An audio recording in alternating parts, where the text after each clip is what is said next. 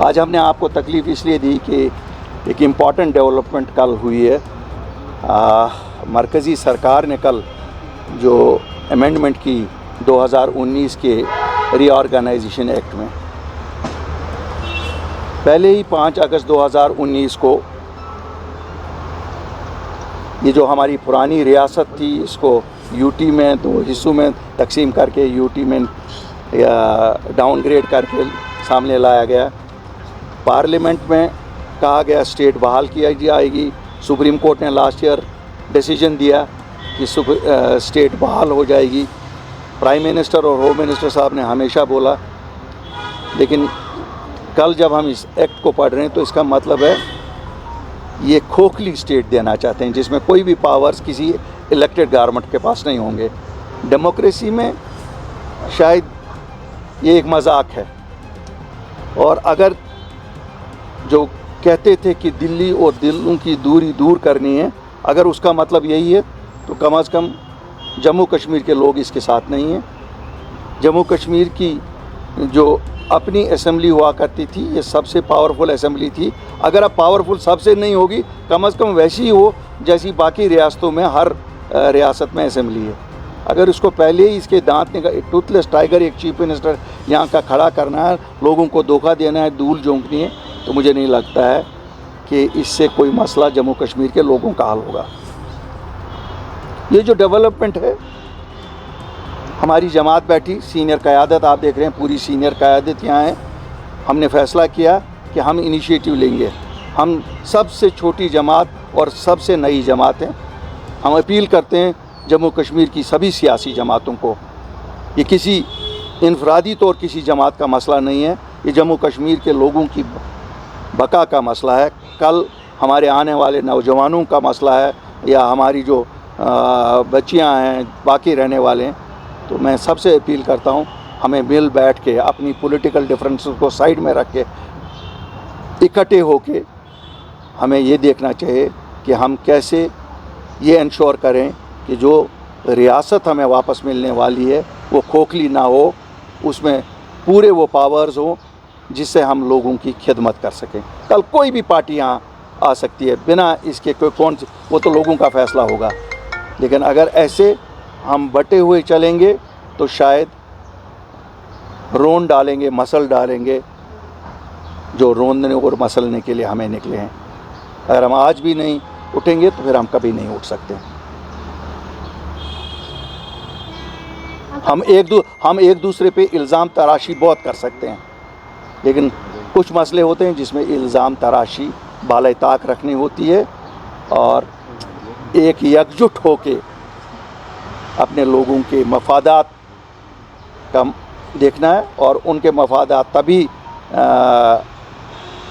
हम ख्याल रख सकते हैं जब एक स्ट्रॉन्ग गवर्नमेंट यहाँ आ जाए, स्ट्रॉन्ग चीफ मिनिस्टर हो, एक स्ट्रॉन्ग इंतज़ामिया हो। जब इंतज़ामिया को पता है कि इलेक्टेड रिप्रेजेंटेटिव जो डेमोक्रेसी में दिल होता है वो टूथलेस है, तो वो क्या चलेगी। फिर आप चाहे किसी अफसर से चलवाओ या इलेक्शन के बाद किसी पॉलिटिशियन से चलाओ, शायद तनख्वाह के बिना और कुछ नहीं है। कम से कम जम्मू एंड कश्मीर अपनी पार्टी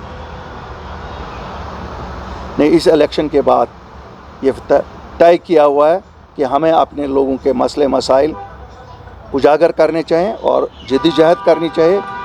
हमने सबसे पहले कोशिश की कि रीअप्रोचमेंट हो दिल्ली और कश्मीर के दरमियान, लेकिन वन साइडेड रीअप्रोचमेंट नहीं हो सकती है।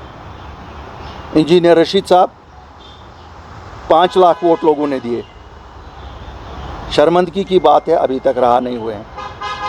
क्या आवाज़ नहीं सुन रहे हैं वो ताकतें? इंजीनियर रशीद साहब को जो वोट गया वो हर माँ का वोट था, वो हर बहन का वोट था, हर नौजवान का वोट था। क्योंकि जिस तरह से पकड़ दकड़ चालू है, जिस तरह से पासपोर्ट बंद है, जिस तरह से नौकरियों की वेरिफिकेशन बंद है, जिस तरह से हमारे हज़ारों नौजवान इस वक्त भी जेलों में बंद है, बाहर बंद है, हम हर बार ये मसला उठाते रहे हैं। ये नहीं है आज, तब भी जब हम उठाते थे तब भी हम इसलिए उठाते थे, वो हमारी तरह एक पॉलिटिशियन है। क्या बात है, क्यों नहीं उसको छोड़ा जा रहा है? अगर डेमोक्रेसी में लोग बोलते हैं तो फिर लोगों ने बोला ना। किसकी हार हुई, किसकी जीत हुई, छोड़िए। लोगों ने एक बार फिर डेमोक्रेसी पे अपना यकीन जताया। दिल्ली को रिस्पॉन्ड, अगर दिल्ली का रिस्पॉन्ड ये है कि रीऑर्गेनाइजेशन में और पावर्स ख़त्म कर दो, जो कल को लोग किसी को इलेक्ट करेंगे उनको टूथलेस रखो, तो हमारी पार्टी इसके साथ नहीं है। और हम इस पे बात करते रहेंगे, आपस में भी सलाह मशवरा करेंगे, और हम बाकी जो हमारी सियासी जमातें हैं उनके साथ भी बात करते रहेंगे। और मुझे उम्मीद है, मैं अपील करता हूं उनसे, वो हम सब इस एक विषय पे कि कैसी स्टेट होनी चाहिए, कौन से पावर्स होने चाहिए, वही पावर्स, हम कोई अलग पावर्स नहीं मांगते। हम 370 वाले पावर्स नहीं मांगते। आप तो वही दे दो ना जो रेस्ट ऑफ द कंट्री में है, वो भी नहीं देना चाहते हो। हम कोई दारुल खिलाफा नहीं है कि आप कहोगे दिल्ली में, जी हाँ वो है, वहाँ दारुल खिलाफा है, वहाँ दिल्ली की एक डिफरेंट पोजीशन है। साहब यहाँ से शुक्रिया। कहते हैं कि देर आए दुरुस्त आए, क्योंकि आपने सभी पॉलिटिकल पार्टीज़ को इनवाइट किया है कि इस मैटर पे या बाकी इशूज़ जो है फेस करें, लेकिन यहाँ ऑलरेडी PhD का एक प्लेटफॉर्म है, आप उस पर एडवोकेसी करेंगे? देखिए, PhD को PhD बनाने वालों ने ही किया है।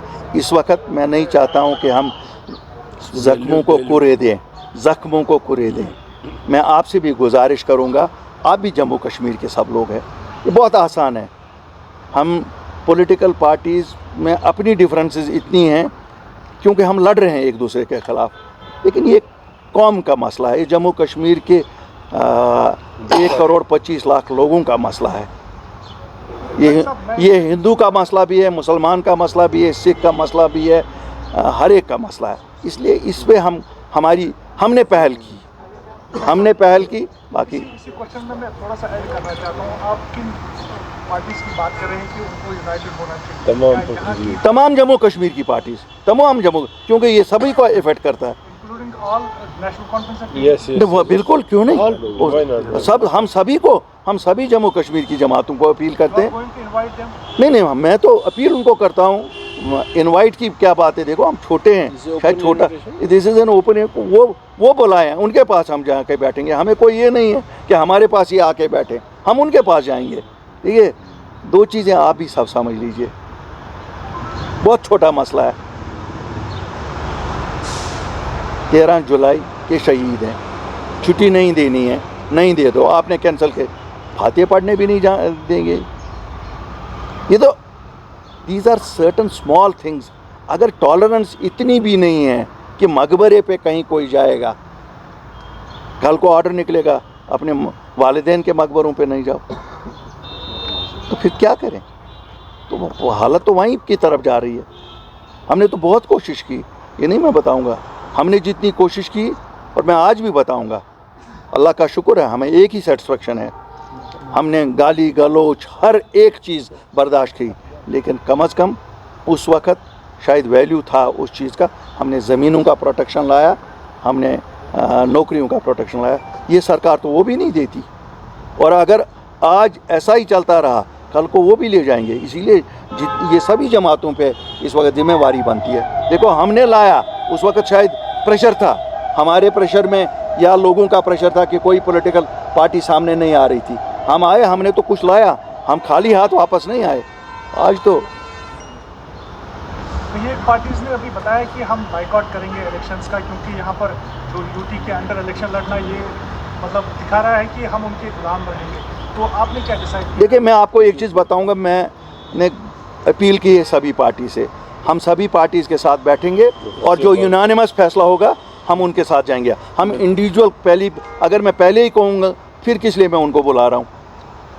ये यूनानिमसली होना चाहिए, जो भी होना चाहिए यूनानिमसली होना चाहिए, और जो यूनानिमसली हो जाएगा, अगर यूनानिमसली ये होगा कि उठा के छलांग मारो दरिया में, आई थिंक वो बेहतर होता है उससे कि नहीं साहब, हमें कोई और चीज़ करनी चाहिए। साहब, इस ऑर्डर में ऐसा कुछ नहीं है जो बाकी यूटीज़ में नहीं है। यूटी में डेवल्यूशन ऑफ पावर देखें तो इसी तरीके का होता है। तो क्या इस ऑर्डर के आने से ये बात साफ हो रही है कि एक लंबे समय तक स्टेटहुड नहीं मिलेगा, यूटी कंटिन्यू रहेगी? देखिए, इस ऑर्डर के से दो चीज़ें होती हैं।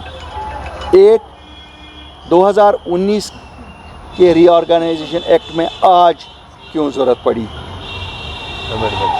अमेंडमेंट करने की ज़रूरत क्यों पड़ी? इसका मतलब है दाल में कुछ काला है। इसका मतलब है सुप्रीम कोर्ट को हुडविंक किया जाता है, पार्लियामेंट को हुडविंक करने की कोशिश की जा रही है कि स्टेट हुड आ रही है, it would be only it would be a fake state. हमने अभी मुंतज़र साहब ने भी 10 दिन पहले जब कहा, हमने उस दिन भी ये कहा कि साहब वो हमें मंजूर नहीं है। जिस दिन बजट इन्होंने ट्रांसफ़र किया था पुलिस का MHA के साथ, हम सब की जिम्मेवारी है कि हम जिसकी अकल में जो आए इश्यूज़ उठाएं। Let the entire leadership, political leadership of Jammu and Kashmir sit together and take a decision what is in the interest of people. It is not कि ना अकली कुल सोरी ये थी ऐसी। हमारे सीनियर लीडर अभी यहाँ बहुत सीनियर लीडर भी है इस रियासत में, हम शायद खुशकिस्मत भी हैं कि अभी हमें सीनियर भी हैं। तो देख ले, जो तो करना तो पड़ेगा। अलग अलग एक एक ईंट की मस्जिद बनाने से बेहतर है कि हम इकट्ठे लोगों के मफादात का तहफ़्फ़ुज़ करें।